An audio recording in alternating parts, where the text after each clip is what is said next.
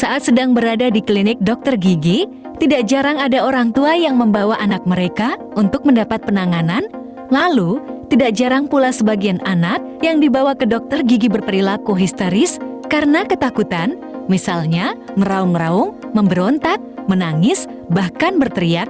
Tentunya, kondisi itu bisa membuat pasien lain merasa kurang nyaman, terutama bagi orang yang sedang sakit gigi dan menunggu giliran untuk ditangani oleh dokter.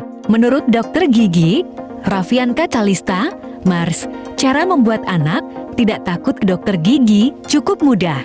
Adapun, kunjungan ke dokter gigi tidak perlu hanya dilakukan ketika anak memerlukan tindakan dokter atau mengontrol kesehatan gigi. Kunjungan bisa dilakukan untuk sekadar memperkenalkan anak pada klinik supaya mereka lebih familiar.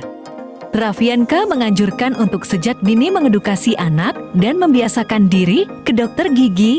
Hindari datang hanya ketika gigi anak sakit atau gigi perlu dicabut, sebab kunjungan ke dokter gigi akan diasosiasikan dengan pengalaman negatif. Saat sedang berada di klinik dokter gigi, tidak jarang ada orang tua yang membawa anak mereka untuk mendapat penanganan.